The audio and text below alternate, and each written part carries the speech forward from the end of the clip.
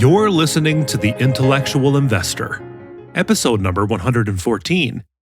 Go ahead, covet your neighbor's wife. Written by Vitaliy and read by Elliot. To read this article online, or to listen to more episodes, visit investor.fm. To learn more about Vitaliy's investing firm, IMA, go to imausa.com. Go ahead, covet your neighbor's wife. I had a deep, existential, meaning of life type of conversation with a friend of mine, another value investor. I asked him, "Do you want Warren Buffett's success?" He was somewhat stunned by the question and asked, "Is that a rhetorical question?" It was not. I told him about a nugget of Jewish wisdom my wife shared with me. But first, let's revisit one of the 10 Commandments. Don't covet. Or more precisely, don't covet your neighbor's wife. To be even more precise, I am not talking about outright adultery here, but rather about thoughts you may have about the desirability of your neighbor's wife. And to make it even clearer, not my neighbor's wife. I don't want my neighbor reading this and getting any ideas. Here is that practical Jewish wisdom, severely paraphrased by me. Go ahead and covet your neighbor's wife, but don't just covet her beautiful eyes, her soft voice, and her stunning figure. Covet her in her entirety. Don't forget about her mother, who would insist you kiss her on the lips every time you see her, and who loves to dispense unlimited quantities of unsolicited advice. Or her brother, who needs to get bailed out of jail every other week. Don't forget about the hours that the neighbor's wife spends in front of the mirror, forgetting about her hubby and the kids, and her weekly shopping and spa trips that would empty your bank account in a New York second. So covet away. But covet the whole package. The antidote to coveting is holistic coveting. So when you covet Buffett's success, do it holistically too. Not just the empire he built and the billions he accumulated, that he'll give away anyway, but the life he led. When I read Alice Schroeder's The Snowball, the main point I got out of the book was not to be like Buffett. I was lucky I read it when my kids were still young. Buffett's obsession with the stock market was anything but healthy. He got tomorrow's newspaper delivered to him the evening before. He spent every living moment in his study, completely neglecting his wife and children. His wife, the love of his life, could not take this anymore and left him. So, do you still covet what Buffett has? Would Buffett have achieved the degree of financial success that he has without sacrificing his marriage or neglecting his children? We will never have an answer to this question. Maybe he could have, but he would have been a billionaire with a small b, and would not have the global adulation that came with his capital B wealth. My gut sense tells me, though it could be completely wrong, that if he was given a do-over, Buffett would not focus on embracing tech companies early in his career, i.e., buying Microsoft and Apple at IPO, and would tweak how much attention he paid to his wife and kids. The bright side of coveting. Coveting is a lot less interesting to me than its more toxic cousin, envy.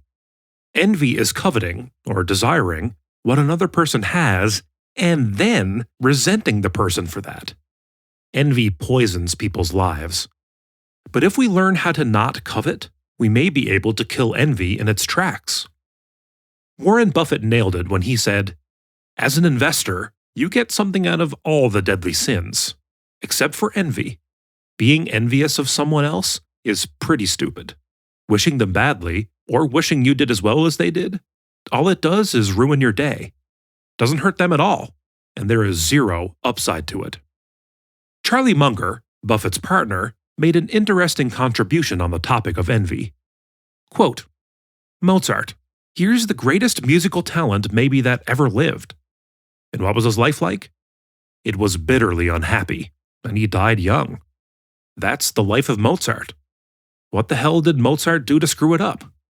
Two things that are guaranteed to create a lot of misery. He overspent his income scrupulously. That's number one. That's really stupid. And that other thing was, his life was full of jealousies and resentments. If you overspend your income and be full of jealousy and resentments, You can have a lousy, unhappy life and die young. All you gotta do is learn from Mozart." End quote. Stoics have an interesting approach to coveting, and thus envy. They apply Epictetus's dichotomy of control, the crown jewel of Stoicism, to it. They divide things into internals and externals. Internals, our values, attitudes, behaviors, and yes, desires too, are up to us. We get to make choices as to what we desire. Desires are in our immediate control. Everything that is not up to us, and the laundry list there is very long, is external. The neighbor's wife and Buffett's wealth are externals. Hitching our wagon to the desire of external things beyond our control is subjecting ourselves to a miserable existence. I discuss this subject in much greater detail in my write-up of The Subtle Art of Not Giving a F***.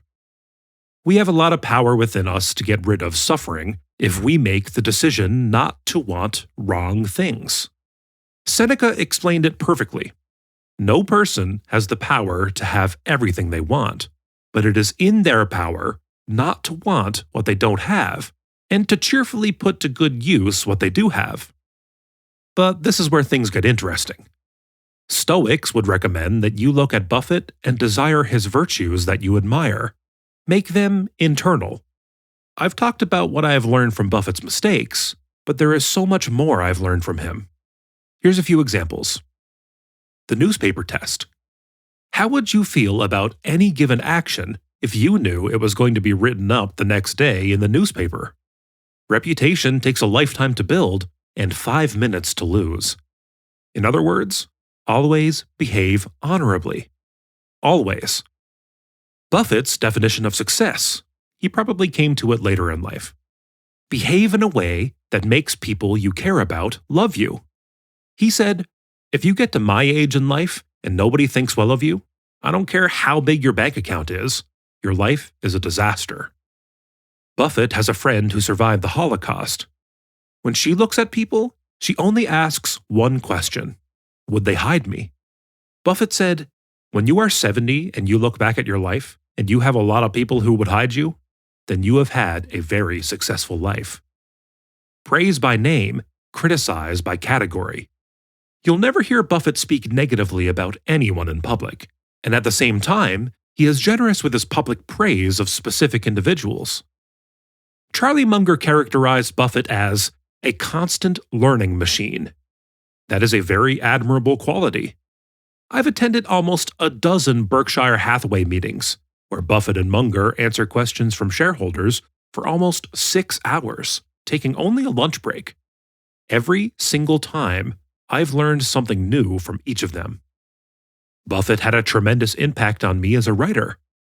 His annual letters, despite discussing often complex, boring financial subjects, are educational, interesting, funny, and accessible to an average reader.